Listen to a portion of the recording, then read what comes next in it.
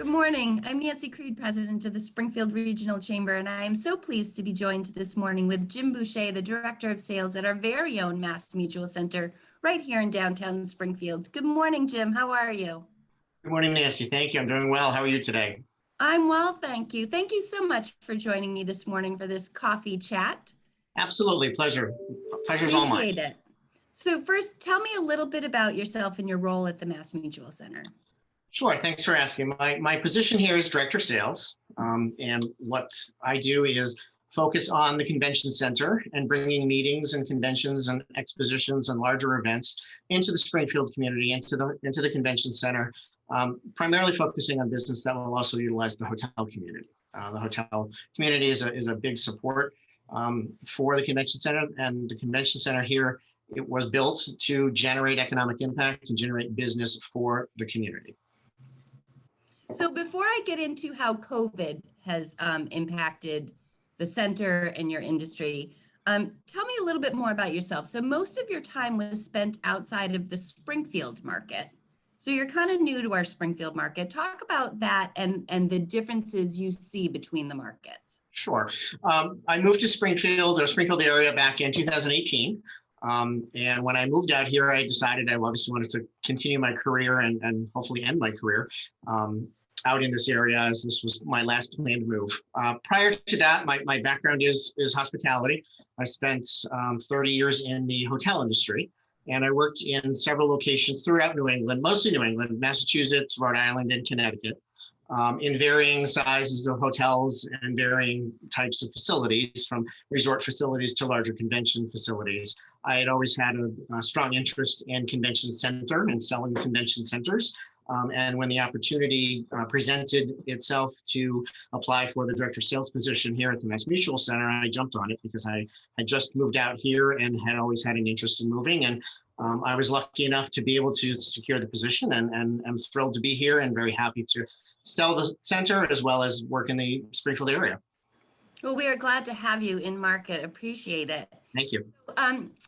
You mentioned your background is hospitality, a lot of hotels.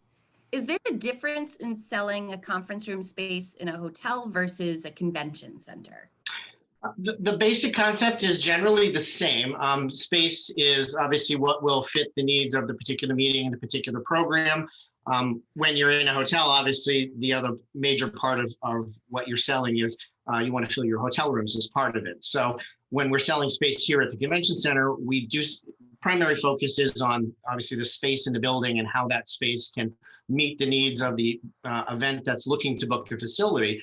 But the other major half and the other very important half is the hotel room nights that can result as a result of the business coming into the building. So we work in conjunction with the Convention and Visitors Bureau here in Springfield when we are in a position where we have a larger piece of business that requires hotel room nights as part of the program.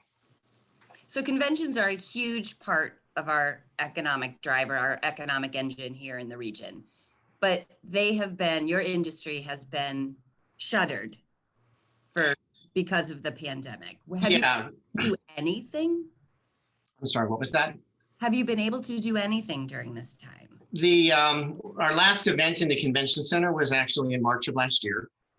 We had to shut down as we became a non-essential business.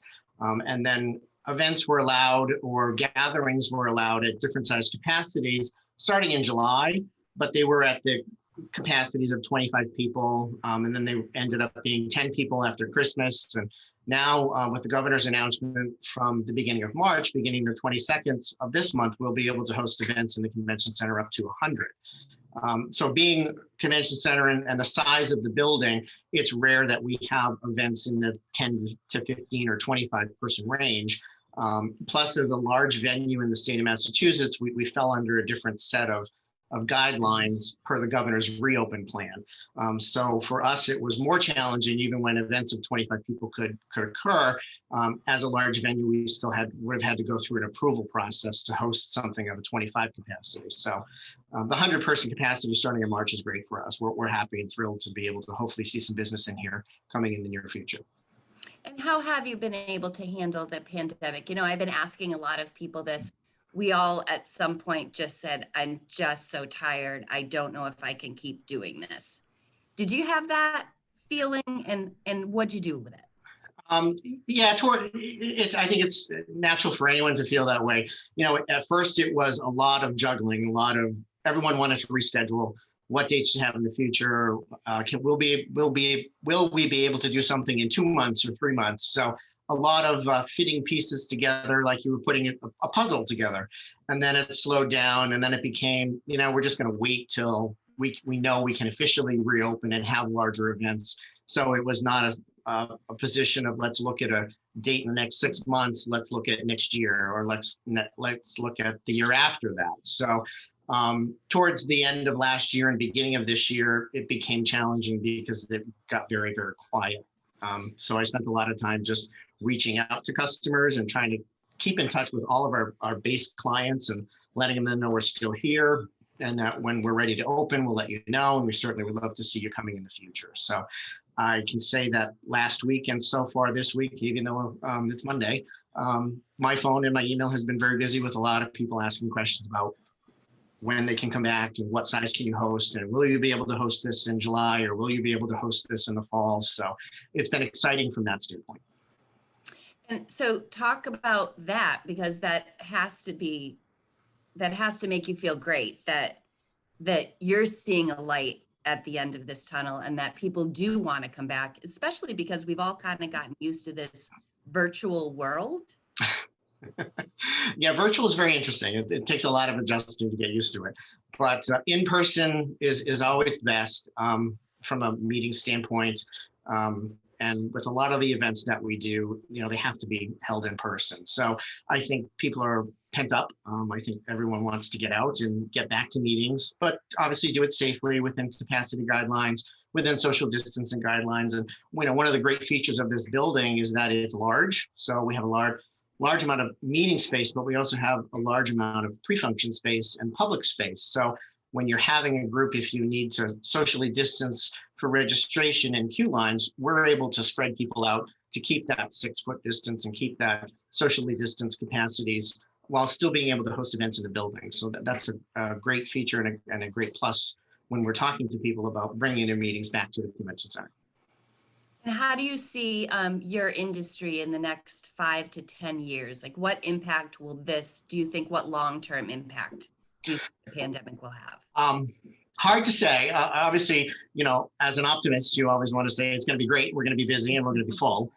The reality of it is, at least within the next year, we still don't know what we'll be able to host for maximum capacities and sizes from conventions as well as events in the arena. So I will say that there's a lot of interest for business in future years for the convention center. We're working on programs for fiscal 2023, 2024. I had someone ask about 2025 recently. So wow. There's the potential for the future. There's the short term, which once we can host meetings of 100 starting in March, that we'll be able to see some of the smaller programs come back. But the big focus has always been the future and bringing in conventions that will fill the building, but also fill the hotel base within the city. What's it feel like to be booking things for 23, 24, 25? I mean, that's such a long-term view.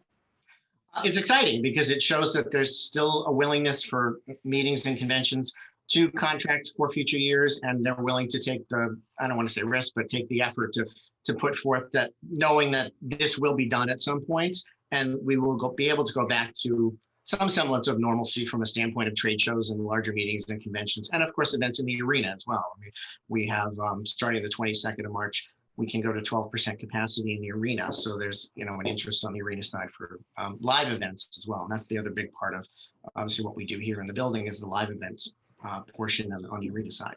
And that's actually a great segue to my next question, because I noticed in January, you folks did a social media post with a picture of the old Springfield Civic Center when they hosted Aerosmith.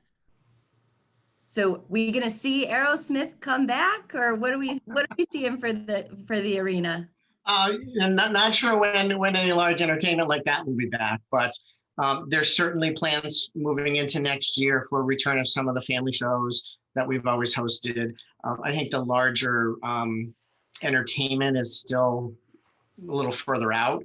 But there's programs and events in the works for next year. The arena is booked separately from the area of the convention center that I handle, so I don't know exactly the total what the calendar looks like, but I know there's always emails going back and forth and always information about the potential for returning groups and new shows coming in.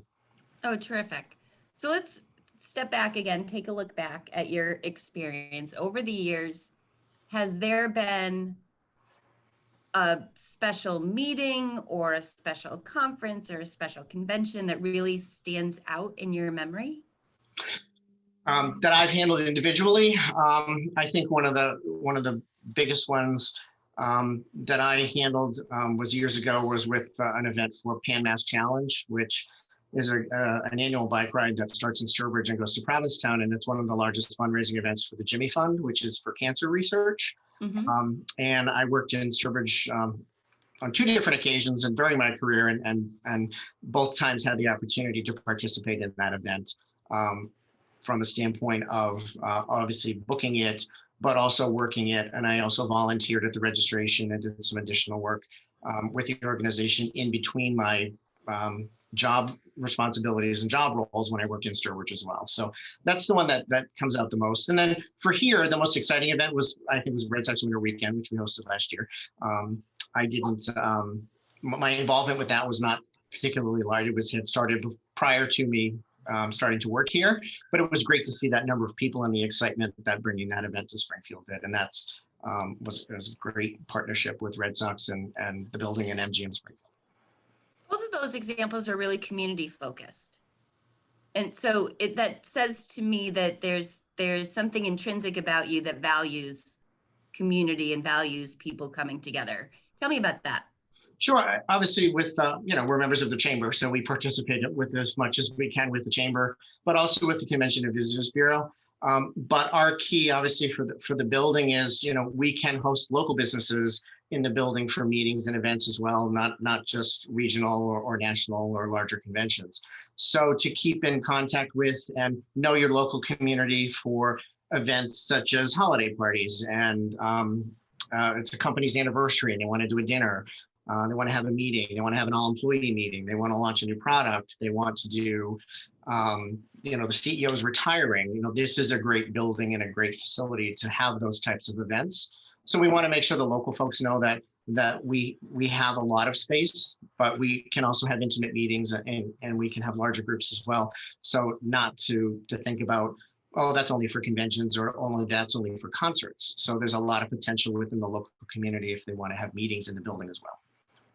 And you must have met a lot of interesting people along the way. Did you have a mentor throughout your number of years in your career that kind of helped you get where you are? I'd have to say the most memorable person would be when I worked in Providence for the Westin.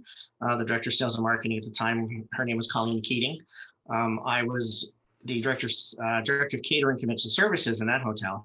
And I had an interest in learning the sales end of it from a group standpoint, from group rooms and the hotel marketing end. And I expressed that interest to Colleen, and she kind of helped me along the way and guided me.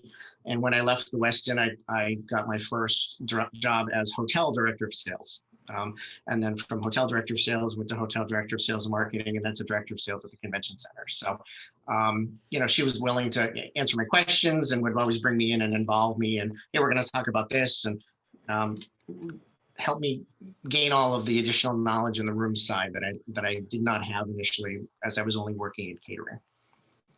And is there something that you learned from Colleen that maybe you are interested in passing on to the next generation of leaders? Just that the answer is never immediately no. You always have to make sure that you look at all the options, and you have to be creative, and you have to come up with ways. Sometimes the ending answer to the client may be no, because it's just not possible, but always make sure you explore all the options first. And always try to make it a win-win. So if it's something that the client's asked for and you can provide it, you always want to make sure that, on the same side, there's a bringing something back to the event that's going to help the facility as well. So win-win is always the best. And let me ask this again off script question. When you were 5, 6, 7, what did you want to be when you grew up? Director of sales at the MassMutual Center? Interestingly enough, no.